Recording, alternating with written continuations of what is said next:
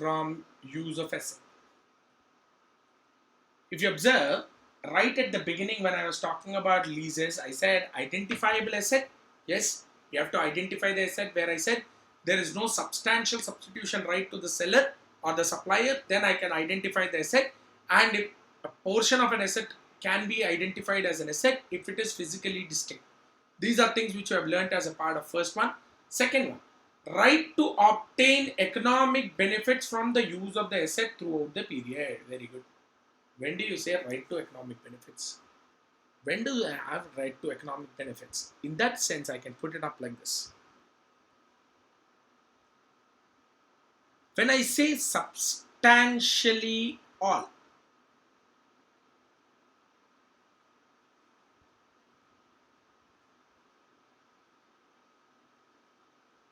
substantially all economic benefits,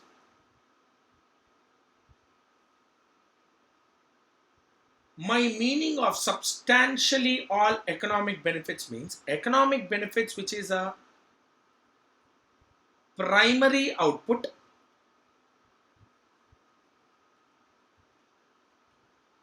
it is a primary output of the asset, or it can be any byproducts in the process of manufacture of the process,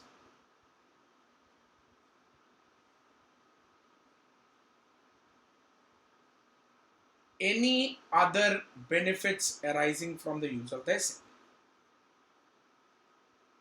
Substantially all means the primary output from the use of the asset, byproducts from the process of the asset, or any other benefits arising from the asset. All these benefits should accrue or should be consumed only by the buyer or the lessee. In such case, I will say that the lessee has obtained substantially all the economic benefits arising from the use of that particular asset. Now someone will say, I'll put it like this. I took a lease of a car. The lessor gave me a restriction saying that I can only use the car within the same city, and I cannot take the car outside the city. Now you cannot say the car would have produced greater economic benefits had the car moved outside. Therefore, the lessee is not consuming all the economic benefits from the use of the asset. Absolutely not. I cannot say that. If I am using the majority of economic benefits, depending upon the logics or depending upon the restrictions which are placed by the lessor, then I can call myself as a lessee and the contract can be called as a lease. For example, a machine was taken on lease and the lessor put a criteria saying that the asset should not be used for more than 8 hours during a day. Now, any man with common sense would say the machine would have given a greater benefit had it been used for 3 shifts throughout 24 hours. Agreed? I agree. So, you are using only 8 hours. Therefore, you are only using 1/3 of the total economic benefits which the asset can derive. Therefore, it is not substantially all the economic benefit. Argument, absolute nonsense. Because the seller or the supplier has put a restriction saying that the asset can be used only for 8 hours in a day. So when I am using or consuming majority of that 8 hours, that means I have consumed majority of economic benefits. You cannot contend saying that the asset can be used for furthermore period. You did not use it. The seller has put a criteria for it.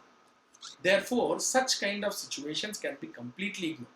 Right? These both situations or these both criteria have been given as per the standard itself. I am not talking about something which I have invented all of a sudden, but these are things which are already given as a part of the standard. Clear? What was the first one? Was identifiable asset. Second one was substantially all the economic benefits should be consumed. And let's come to the third one. Should direct on how and for what purpose the asset is used. This is basically called as the customer has a right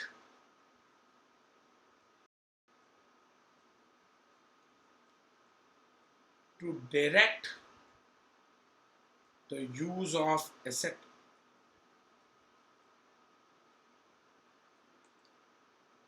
I can establish based on three criteria. Yes, guys, any doubts so far? I'll just check the comment section.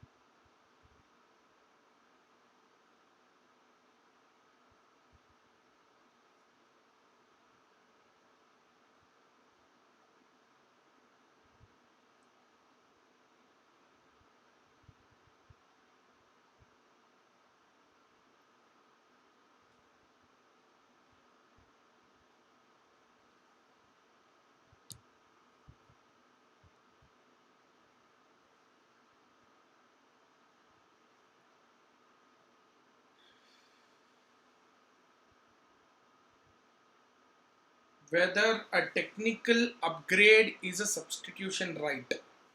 A technical upgrade is not supposed to be considered as a substitution right, because I think it's a good question which Abhirami asked. Let's say, for example, the supplier comes out to basically give you a new asset and says that this is 100% a better asset than what is already installed in the premises. If that is the situation and there is no change in the contract terms at all, I would still not consider it as a substitution right, because it is not economically beneficial to the supplier.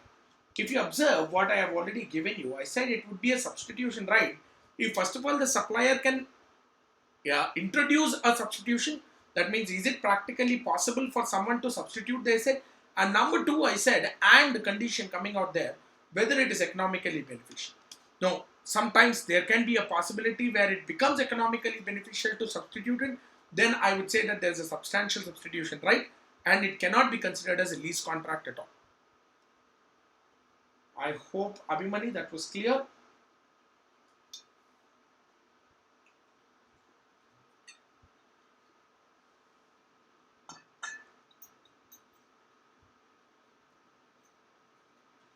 Sorry, I think there was a technical trouble even back about 2 minutes back. We are back online, no problem.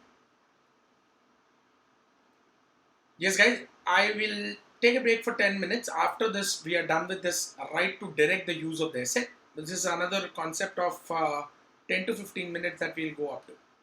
Now, when do you say that a customer, or very clearly, again, I'll have to use this word before you people get confused. Customer is no one other than lessee. Supplier is a lessor, customer is a lessee. lessee has a right to direct the use of the asset. When do I say that a supplier has a right to direct the use of the asset?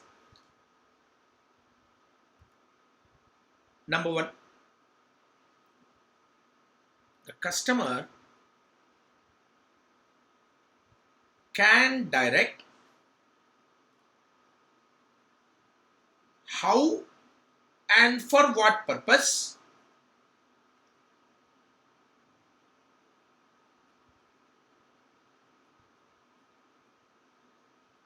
the asset is used.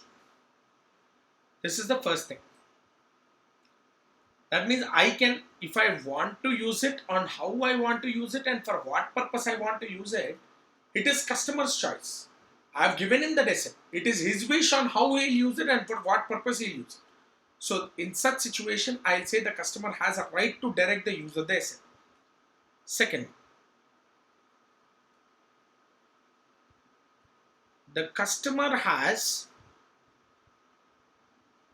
a right to operate the asset.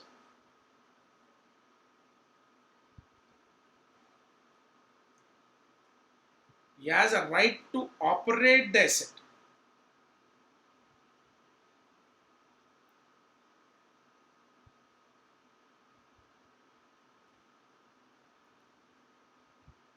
As per the instruction of supplier.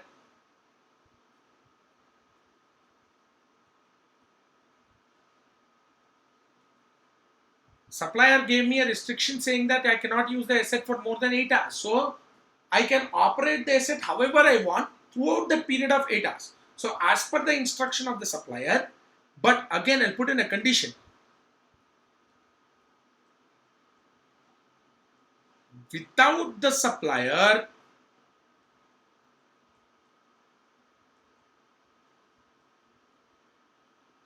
having a right to change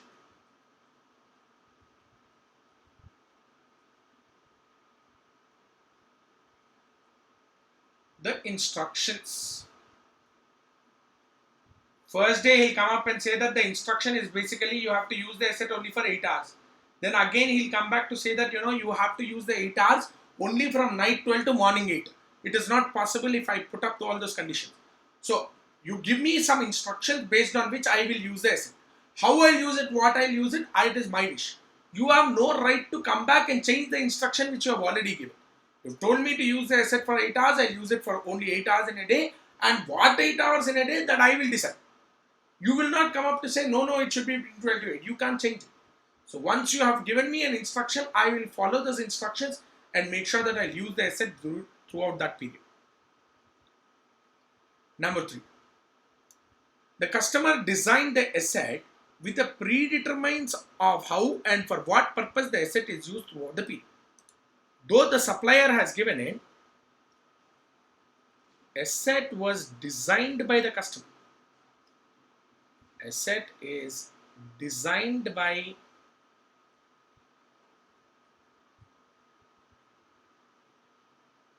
the customer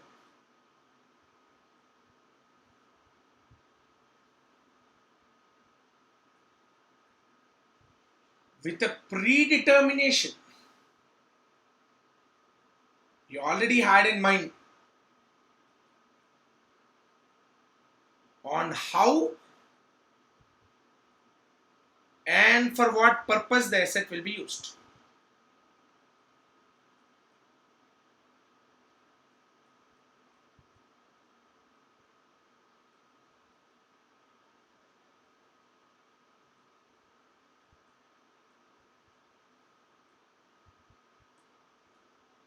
There are 3 points which I discussed on when do you say the customer has a right to direct the use of the asset. Right to control the use of the asset. When do I say I can direct how I use the asset, for what purpose I use the asset. I have a right to operate the asset. I have a right to operate the asset as per the instructions of the supplier. I am abiding by the instructions of the supplier and I am using the asset. But how I use the asset, my wish. Supplier will not come back to change any instruction. He does not have a right to change the instructions. Number 3, the asset I only design. I told him what asset he has to give. There's a fantastic company which was earlier called as Alexandria, now called as MN Group. What they do is they create research labs for pharma companies. Now, pharma companies which are into scientific research, they have to basically have certain equipment to do their research. Now, this equipment is definitely not cheap. Comes for a very big price. So they give the order to this particular company called as Alexandria or MN, which is a Hyderabad-based company, actually a foreign company which is in Hyderabad. So Alexandria or MN basically designs the entire premises, including the equipment according to what the customer wanted it to be, and then it is leased out to the customer. Now, if you say that the asset can be used by the customer, obviously should be used only by the customer because it was designed by the customer. He has based or predetermination of how he has to use the asset. He has designed the asset so like. Therefore, in such cases, I would say that the customer has every right to control the use of the asset. Clear?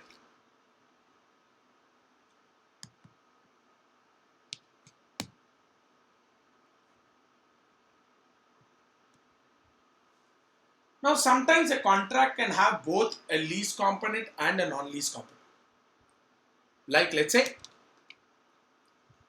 I have undertaken uh, an AC. An AC was taken on lease, and when the AC was taken on lease, he said that I will basically do the maintenance for the AC at least once every week. Oh, sorry, at least once every month. So the maintenance of the AC every month is basically a determination of what he's talking about to say that it is a combination of an AC given on lease. In addition to that, a service of a service which is integrated to it to service the AC on each monthly basis. So what am I basically talking about here? I am basically talking about things here where I am here to say that there is a lease component for the AC. There is a service component which is distinguished from the lease. It has to be separated from the lease. You cannot say that both are the same parts. So whenever you're talking about such kind of situations, what do we have to do? Now, separation of a lease and a non-lease component should compulsorily be done wherever it is practical. If it is not practical, then you have to treat the entire component as a lease contract itself. Sometimes I can have a lease plus non-lease, both together.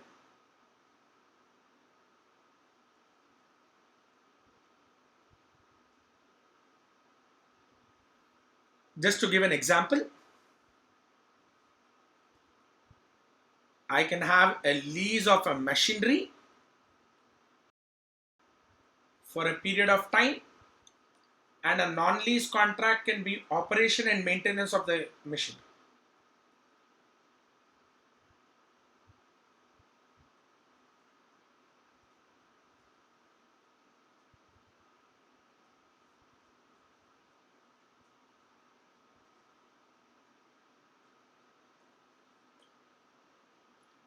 If both these components are forming part of a single contract, they are parts of a single contract. Lease of machinery, operation and maintenance of machinery are a single contract.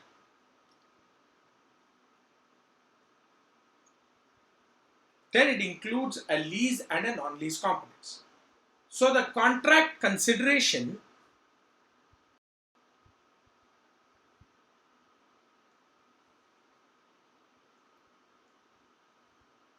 the consideration of contract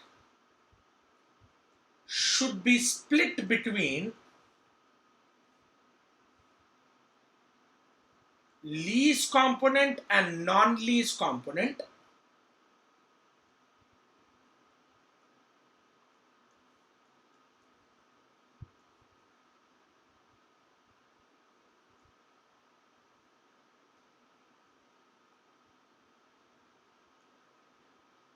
based on something called as in the proportion of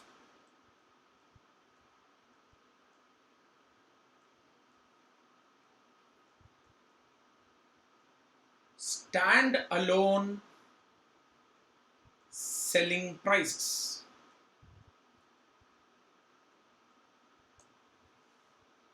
So the total contract consideration is, let's say, 100.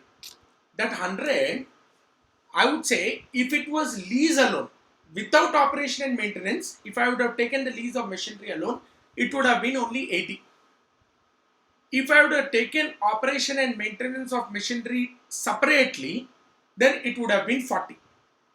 So 80 plus 40 would have been 120, but now the consideration is only 100. So what is the contract value which I have to take? I will have to take a contract value 100, which is split between 80:40 ratio, that is 2:1 ratio. Clear? This is the basic common logic which I will apply in standalone selling prices. Now someone can use this word standalone selling prices and someone can refer back. I want the comment section. Where did you see this word standalone selling price? This word standalone selling price does come under another standard. Anyone who can tell me? I'm waiting for you in the comment section. Check the comments. I'm checking the comments. Tell me, where else did you have this word standalone selling price? This word standalone selling price appears under Ind AS 115. Where under Ind AS 115? In my step 4. What is the step 4? After determination of transaction price in step 3 comes your step 4, where I will allocate a fantastic man. So many people. Yeah, someone, Mannin Yamuna, again you have given PPE. PPE is the right answer, where you have consolidated consideration. I was about to say that, but I was talking about Ind AS 115. Allocate transaction price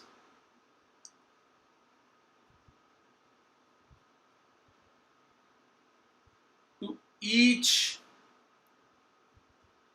performance obligation.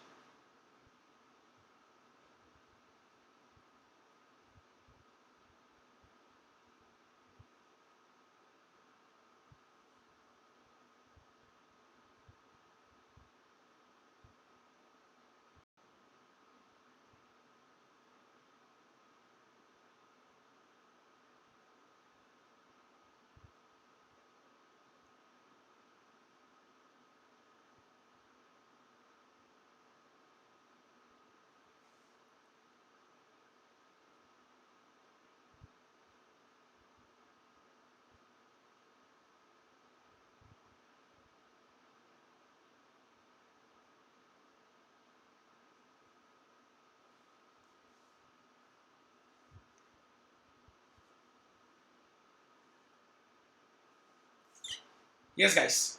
So this was our Ind AS 115, where we did get it. Yeah, someone who has given the comment section the answer as PPE, absolutely right.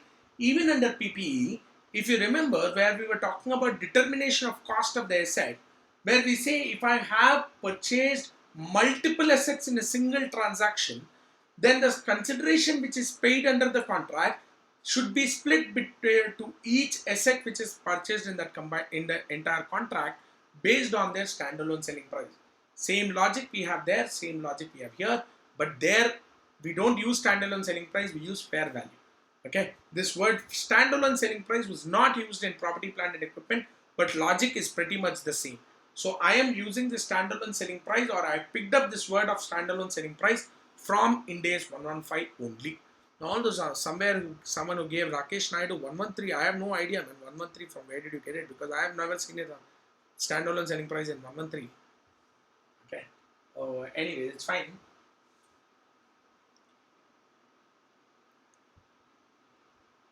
Now, let's talk about a few small parts before I go into the recognition and measurement parts. Before I go into the concepts of recognition and measurement, let's try to discuss about a few small aspects. They are not so substantially big concepts at all. So the first thing which I will talk about is combination of contracts. When do you combine contracts? I might have entered into a lease of 100 vehicles. I'm not entering into a lease of one vehicle.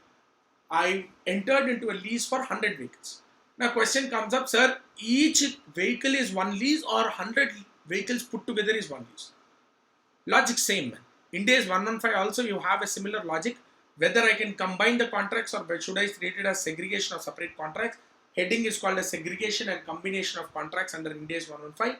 Here also very similar thing where we are talking about combination of contract, whether it is possible or not. Same logics. Number one, if it is as per you have basically negotiated it as a single package.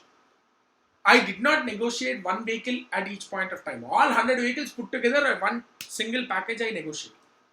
Number two, it is not possible for me to take only a part of the contract. Either I have to take full contract of 100 vehicles or I have to leave it. I cannot say I'll give you 20, I'll give you 50. That is not possible. So it is not possible for me to take it up in parts, and that means the 100% I have to basically deal with one single contract. Number three, the price and performance of one contract is dependent upon the price and performance of another contract. Obviously, if I make a mistake in one vehicle, he is gonna basically screw me up for all the 100 vehicles, because for him it is one single package. For me, probably it is 100 vehicles, but for him, he has negotiated it in one single package itself. So basically, whenever we are talking about such kind of things, if these are things which are satisfied, then you can combine all the 100 vehicles into one single contract. Clear? What is a lease term? Very important and very interesting logics which come up here is, what is lease term?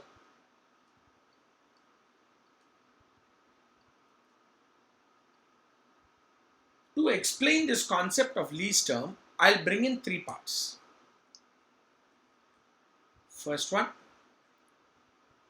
it is a non-cancelable period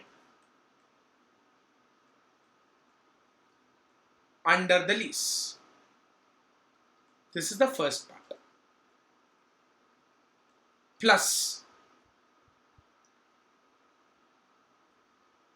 the extended period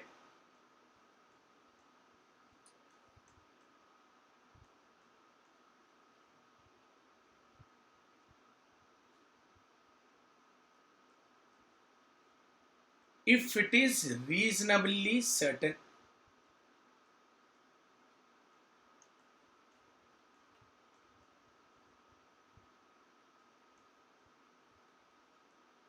Minus termination period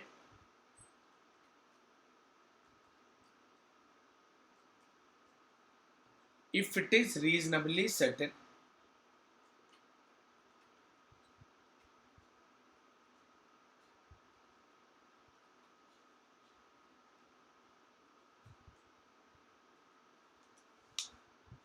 Let's say the lease term is for 5 years.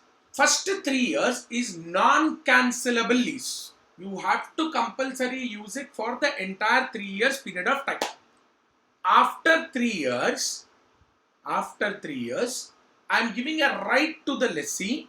Lessee can cancel or terminate the lease on specific intimation. Now, if it is reasonably certain that he will terminate the lease, then I will consider the lease period as only 3 years by applying a deduction which I have already applied here, where I said minus termination period. Lease period can be taken as even the extended period. Lease term is 5 years only, but the lease can be extended for further 3 years at the option of the lessee, and it is reasonably certain that he will exercise the option. In such cases, I will take the lease term as 8 years.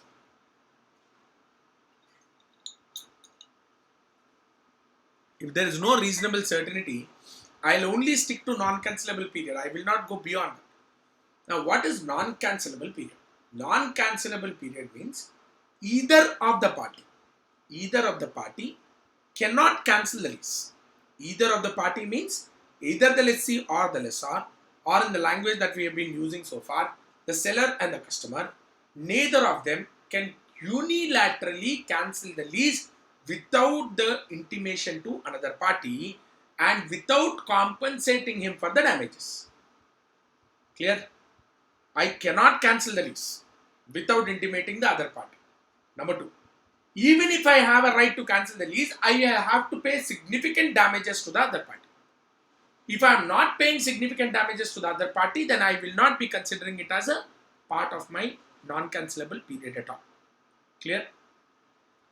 So, this is basically what we can talk about. As far as the logics of lease are concerned, I haven't touched the recognition and measurement part. Observe where we are. We have started with the concept starting from leases and what is the exemption from scope, recognition exemptions for low value items and short-term leases, and from there we went on to identify what is ROU asset, which is the only distinguishment or difference between Ind AS 17 and Ind AS 116. Then you can identify a lease. What are the three components which are necessary to identify a lease? First of all, you have to identify an asset, and the customer or the lessee has a right to substantially obtain all the economic benefits from the use of the asset, and he has a right to control the use of the asset or direct the use of the asset on how it can be used and for what purpose it can be used. We have broken down each part and explained everything. We have gone into combination of contracts and explaining what is a lease term. With that, we come to the end of the first part of the standard, where we have understood the basics of the standard. From here on, we will start discussing only about the concept of recognition and measurement. From here, we will only discuss about the concepts of recognition and measurement. That is the predominant part in the standard. So guys, we can take a break for 10 minutes. I'll see you back once in another 10 minutes, guys. I'll just see you back in 10 minutes time, guys. We'll finish it off all the recognition and measurement. I'll finish it off in 10 minutes time. We can take a break for 10 minutes. We can come back in 10 minutes time.